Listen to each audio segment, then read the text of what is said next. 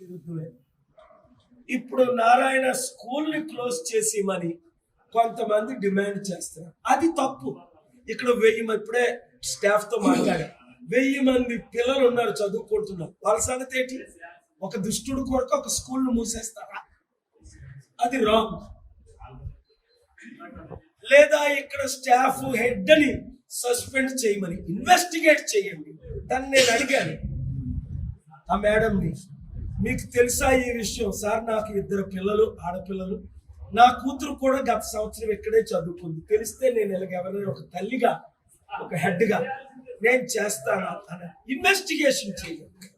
Non bailable warrant లో పెట్టండి. సరి అయిన పనిష్మెంట్.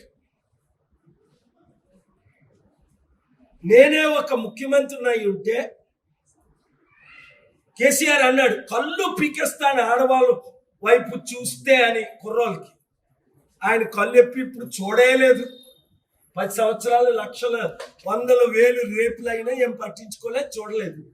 ఈ రాజకీయ నాయకుల్ని మనం నమ్మలేకపోతాం. కనుక నేను ఇక్కడ పోలీస్ డిపార్ట్మెంట్ని, అలాగే ఇక్కడ కోర్ట్స్తో నిన్న కాక మొన్నే చీఫ్ జస్టిస్ ఆఫ్ ఆంధ్రప్రదేశ్ ముందు నేను స్టీల్ ప్లాంట్ విషయం ఆర్గ్యూ చేశాను. చాలా గ్రేసియస్ గా పోస్ట్ చేశాను. చీఫ్ జస్టిస్ ఆఫ్ ఇండియాతో మాట్లాడాను. ఇలాంటి విషయాలు జస్టిస్ సిస్టమ్ స్ట్రాంగ్ ఉండాలి. పోలీస్ డిపార్ట్మెంట్ ఎట్టి పరిస్థితుల్లో ఇలాంటి వాళ్ళు విడిచిపెట్టకూడదు. అమ్మాయిలు మీరేం చెయ్యాలంటే, ఎవరైనా దుష్టులు దుర్మార్గులు ఇలాంటి మిమ్మల్ని టచ్ చేస్తున్నారు లేదా మీకు విరుద్ధంగా ఇదని చేస్తున్నప్పుడు వెంటనే మీ పేరెంట్స్కో, అన్నదమ్ములకో, అక్క చెల్లెలకో, ఫ్రెండ్స్కో, టీచర్స్కో మీరు చెప్పాలి, ఆలస్యం లేకుండా. ఈ కుటుంబం కొరకు ప్రార్థించండి, పేర్లు చెప్పొద్దు.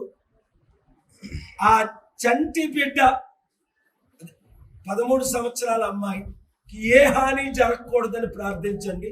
వారి తల్లిదండ్రులకి ఏ హాని జరగకూడదని ప్రార్థించండి. ఎవరు సూసైడ్ చేసుకోకూడదు. ఇది నా మెసేజ్ మీ మీడియా ద్వారా ఆ అమ్మాయికి చెప్తున్నాను, అమ్మాయి తల్లిదండ్రులకు చెప్తున్నాను. అలాగే ఇలాంటి రేప్ కేసు రేప్ విక్టమ్స్ అంటారు దాన్ని, అలాంటి వారందరికీ నేను దీవిస్తున్నాను, చేతులు జోడించి చెప్తున్నాను, మీరు ఆత్మహత్యలు చేసుకో. 7569441275కి మీరు టెక్స్ట్ మెసేజ్ పెట్టండి. మేము కౌన్సిలింగ్ ఇప్పిస్తాం మీకు ఉచితంగా. అవసరమైతే నేను మీ ఇంటికి వచ్చి కౌన్సిలింగ్ ఇస్తాను, ప్రార్థిస్తాం, మిమ్మల్ని కాపాడుతాం.